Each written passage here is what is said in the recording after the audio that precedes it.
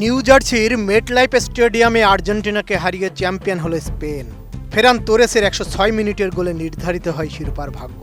Lionel মেসির নেতৃত্বে টানা দ্বিতীয়বার বিশ্বকাপ জয়ের স্বপ্ন নিয়ে মাঠে নামা আর্জেন্টিনা শেষ পর্যন্ত খালি হাতে ফিরল। ম্যাচের পুরো চিত্র বিশ্লেষণ করলে স্পষ্ট হয়ে ওঠে কেন এই হার তাদের প্রাপ্য ছিল। কেন হেরেছে আর্জেন্টিনা? পুরো ম্যাচে আক্রমণের ছিটেফোঁটাও ছিল না। আর্জেন্টিনার আক্রমণ ভাগের নিষ্ক্রিয়তা ছিল রীতিমতো চোখে পড়ার মতো। প্রথমার্ধে তারা একটি কর্নারও আদায় করতে পারেনি। প্রতিপক্ষের বক্সের কোনো কার্যকর ছোঁয়া ছিল না, আর গোলের উদ্দেশ্যে কোনো শটও নেয়নি।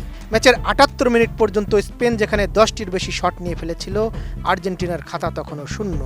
পুরো নির্ধারিত সময়ে তারা কার্যত কোনো উল্লেখযোগ্য আক্রমণ তৈরি করতে পারেনি। এমন খরা নিয়ে বিশ্বকাপ ফাইনাল জেতা প্রায় অসম্ভব। স্পেনের আধিপত্যে আর্জেন্টিনার হাঁসফাঁস।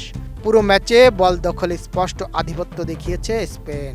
মধ্যমাঠে রদ্রি পেদ্রিদের নিয়ন্ত্রণ আর লামিন ইয়ামাল, নিকো উইলিয়ামসদের প্রান্তিক গতিতে আর্জেন্টিনা রীতিমতো নিঃশ্বাস নেওয়ার সুযোগ পায়নি। নতুন বাংলাদেশ গড়তে এলো Zulfikar still. Zulfikar still.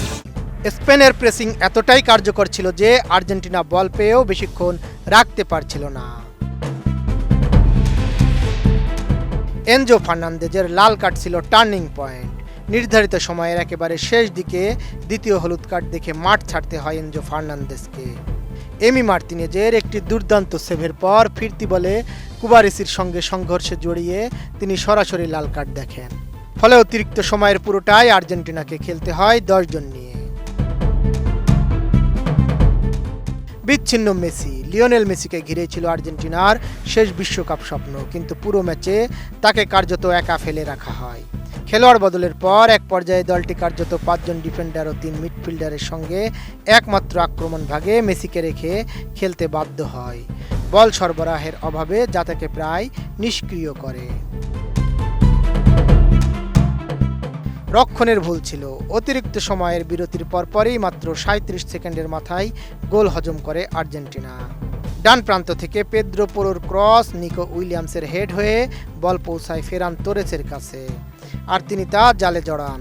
Set piece ও ক্রস সামলানোয় দুর্বলতা পুরো ম্যাচেই কিছুটা ভুগিয়েছে আর্জেন্টিনাকে, আর ঠিক সেই জায়গা থেকেই আসে সিদ্ধান্তসূচক গোলটি, এবং আর্জেন্টিনার টানা দ্বিতীয় শিরোপা জেতা আর হলো না। বদিউজ্জামান মিলন, এটিএন নিউজ।